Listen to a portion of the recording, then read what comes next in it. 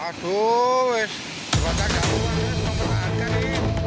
Jembatan darurat penghubung dua kecamatan di Lumajang, Jawa Timur hancur diterjang banjir lahar dari Gunung Semeru. Jembatan darurat sepanjang 30 meter ini menjadi akses penting penghubung antar dua kecamatan, yakni Kecamatan Tempeh dan Kecamatan Pasirian.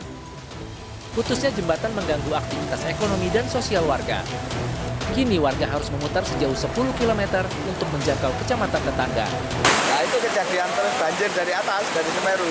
Soalnya suara dari belakang rumah, gemuruh-gemuruh gitu ya. Terus tak lihat ke sini kok jembatan tidak ikut banjir.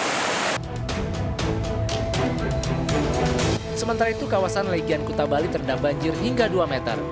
Kelurahan Legian menjadi daerah terparah terendam banjir. Tak hanya permukiman warga, banjir juga merendam sejumlah akses jalan di kawasan kampung turis ini. Akibatnya sejumlah ruas jalan tidak bisa dilalui. Saat ini kami sudah berkoordinasi dengan dua unit. Yang pertama adalah dengan unit PUPR Badung untuk menghidupkan pompa berganda. Yang satu ini sudah hidup. Jadi kemudian kedua kita ada dua pompa cadangan untuk mendorong air dari kawasan Legian ini ke ke kawasan Patasari. Kemudian kami juga meminta bantuan BPBD untuk menyiagakan perahu karet untuk melakukan evakuasi terhadap warga dan atau masyarakat lain yang membutuhkan. Sejumlah warga berusaha untuk menyelamatkan barang-barangnya.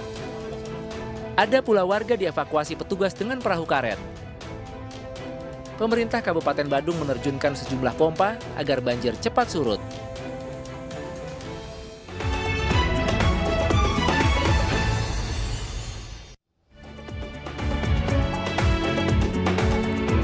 Selamat sore pemirsa, kita berjumpa lagi dalam iNewsroom Weekend. Hari ini, ruang perdalam informasi dan juga aktual serta komprehensif. Pemirsa, sepekan tragedi Stadion Kanjuruhan, masyarakat masih menanti pengusutan dan juga fakta yang sebenarnya. Bersama saya, Fani Imaniar, Anda menyaksikan iNewsroom selengkapnya. Ya pemirsa, terkait dengan...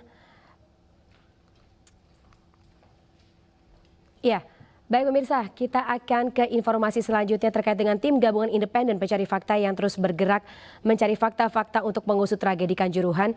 Tim disebar, ada yang ke Stadion Kanjuruhan, ada juga yang menemui para korban.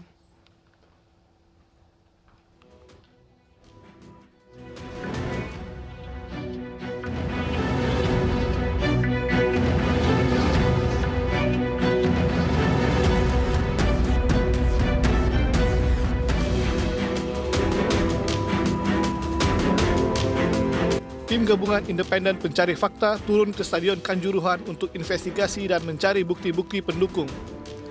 Di Kanjuruhan, tim TGIPF memeriksa pintu-pintu yang saat kejadian terkunci serta memeriksa CCTV. Selain ke Kanjuruhan, tim juga disebar untuk mencari informasi ke berbagai pihak, diantaranya panitia pelaksana, pengurus Arema, polisi, keluarga korban, hingga perwakilan supporter. Temuan yang pertama, kita menyaksikan bahwa ternyata pintu, terutama pintu 12, 13 ini dalam kondisi yang tertutup. Nah, kami sedang mengumpulkan data-data dan akan segera mengundang para pihak yang berada dan bertanggung jawab untuk mengamankan pintu-pintu tersebut. Mungkin ada rencana otopsi. Ya. Untuk mencari bukti dan informasi sebanyak-banyaknya, TGIPF juga berencana otopsi korban untuk mencari penyebab kematian. Tim Liputan iNews melaporkan. Ya pemirsa, pasca penetapan 6 tersangka tindak pidana di dalam Stadion Kanjuruhan Malang, Jawa Timur yang menewaskan 131 orang pada Jumat siang. Polisi juga mulai mengusut tindak pidana kerusuhan yang juga terjadi di luar Stadion Kanjuruhan.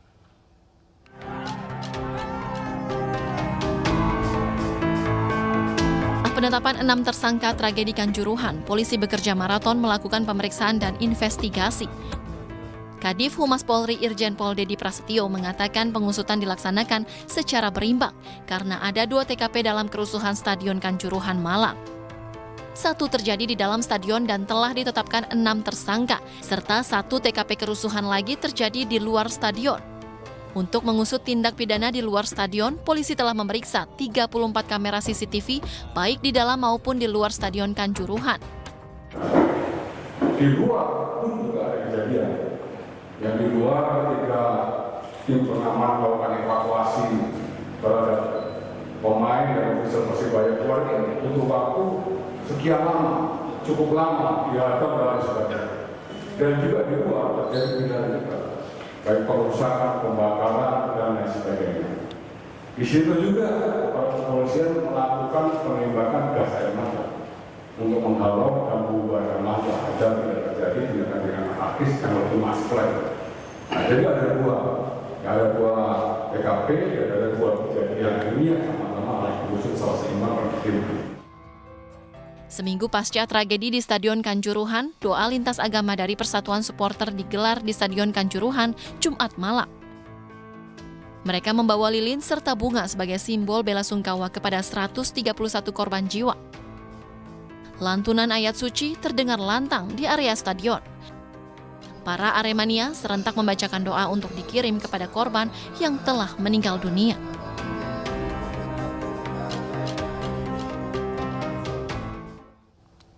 Ya pemirsa, polisi melakukan penyelidikan maraton tragedi Kanjuruhan setelah para tersangka ditetapkan.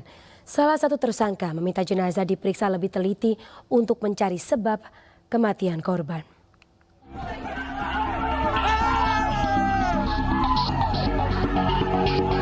Enam tersangka tragedi Kanjuruhan telah ditetapkan dan kini masih dalam proses penyidikan. Mereka dijerat dengan pasal 359 dan 360 KUHP tentang kelalaian yang menyebabkan kematian atau luka berat, serta pasal 103 ayat 1 Jungto pasal 52 Undang-Undang Nomor 11 Tahun 2022 tentang olahraga. Berdasarkan gelar dan alat bukti permulaan yang cukup, maka ditetapkan saat ini 6 tersangka. Para tersangkanya terdiri dari 3 orang sipil dan 3 anggota Polri. Mereka adalah Direktur PT Liga Indonesia Baru, Ahmad Hadian Lukita. Kemudian panitia pelaksana pertandingan Arema FC, Abdul Haris. Suko Sutrisno, Security Officer, Kompol Wahyu Setio Pranoto, Kabak Ops Polres Malang, AKP Hasdarman, Komandan Kompi 3 Brimo Polda Jatim, dan AKP Bambang Sidik, Kasat Samapta Polres Malang. Ketua Panpel Pertandingan Arema, Abdul Haris, akhirnya buka suara setelah ditetapkan sebagai tersangka.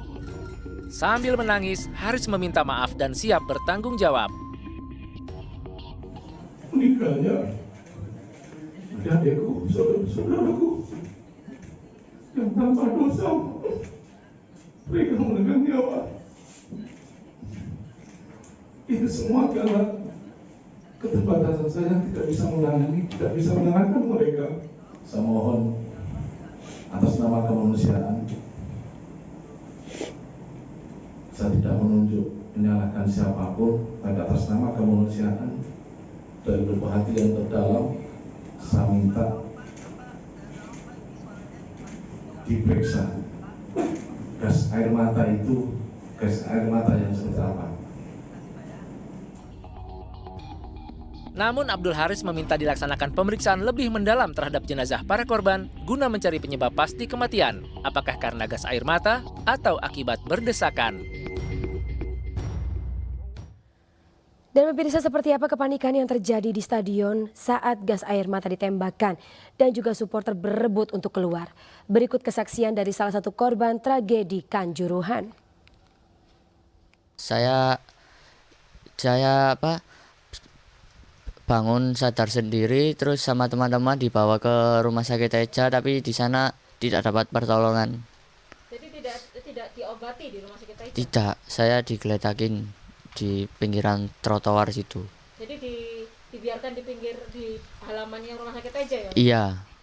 Setelah itu tidak mendapatkan pertolongan di rumah sakit Teja, apa yang dilakukan Mas Rafi? Tidak dapat pertolongan di situ, terus saya dibawa pulang itu tidur, terus sekitar selang satu hari dibawa ke rumah sakit sendiri sama orang tua. Saat kejadian 1 Oktober Mas yang dialami Mas Rafi, misalnya apa yang sakitnya itu apa Mas? Mata perih, sesak nafas, terus badan sakit semua, jatuh itu.